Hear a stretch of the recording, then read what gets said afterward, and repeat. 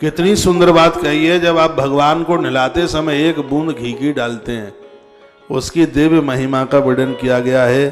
भगवान के ऊपर एक बूंद घी की डालना, इसमें वर्णन है कि संपूर्ण देवी देवताओं को स्नान कराने के बराबर वो फल प्राप्त हो। इसमें लिखा है आप जल से नहलाते हैं उसका 1 गुना फल है, दूध से नहलाते हैं 10 गुना फल है, दही से नहलाते हैं 1000 गुना फल है, घी से नहलाते हैं 10,000 गुना फल है, शहद से भगवान को नहलाते हैं 1,00,000 गुना फल है, और आप चीनी से नहलाते हैं 10 लाख गुना फल है। जब आप पंचामृत से नहलाते हैं तब 1 करोड़ गुना फल है। और कटोरी में चंदन और रोली और थोड़ा कपूर डालकर भगवान को नहलाते हैं तब अनंत गुना फल प्राप्त हो जाता है भगवान को नहलाने में।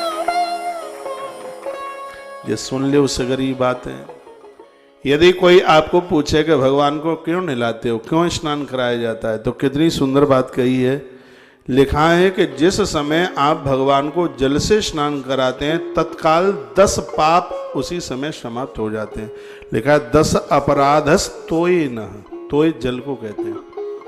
हम भगवान को जल से स्नान कराते हैं, यदि दिन में 10 अपराध हुए हैं तो तत्क्षण वो 10 समाप्त हो जाते हैं। ये प्रभाव है जल का। लिखने और समझने के लायक बात है। फिर लिखा है क्षीरेण स्नापना सतम, क्षीर कहते हैं दूध को, सत कहते हैं 100 को। जिस समय आप देवी देवताओं को दूध से स्नान कराते हैं, यदि दिन में 100 अपराध हुए हैं तो 100 अपराध समाप्त हो जाते हैं, अनजाने में जो हुए हैं।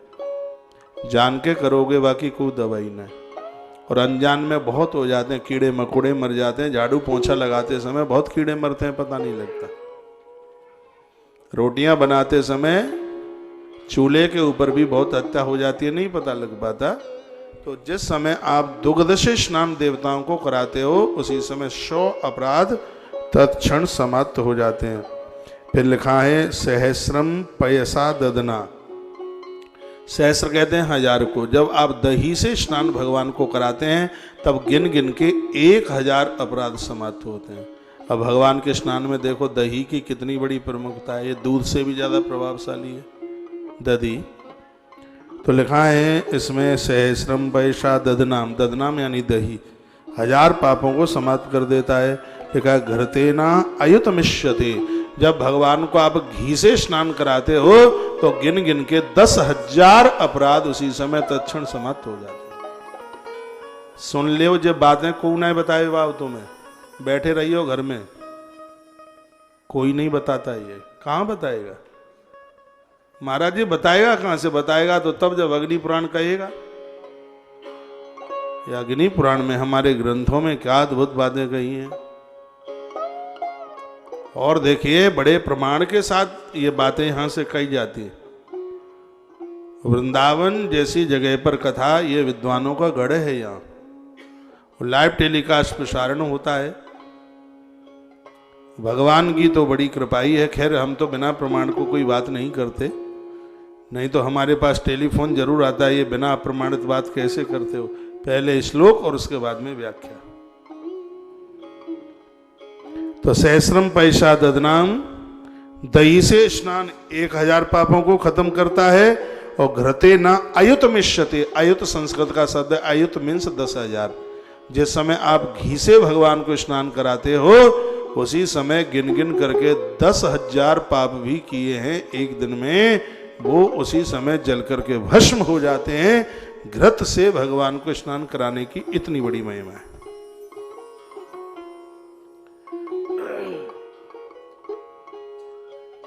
और जब 5 चीजें मिलाकर के आप कराते हैं भगवान को स्नान, सुन लीजिए, जिसको पंचामृत कहते हैं, 1,00,000 अपराध जल करके राख हो जाते हैं। और इसमें लिखा है कि जिस समय आप पंचगव्य ले लेते हैं, 1 जन्म के पाप जल करके राख हो जाते हैं। पंचगव्य का इतना बड़ा प्रभाव है।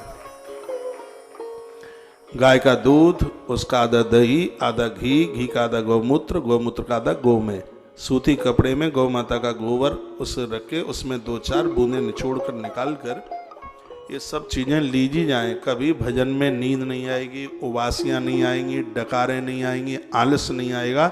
प्रमाद नहीं आएगा। हर महीने में कम से कम 4 से 5 बार पंचगव्य लेना ही चाहिए। व्यक्ति के अनजान में होने वाले हजारों हजारों अपराधों को ये पंचगव्य भैया समाप्त कर देता है। यह इसकी इतनी बड़ी महिमा है।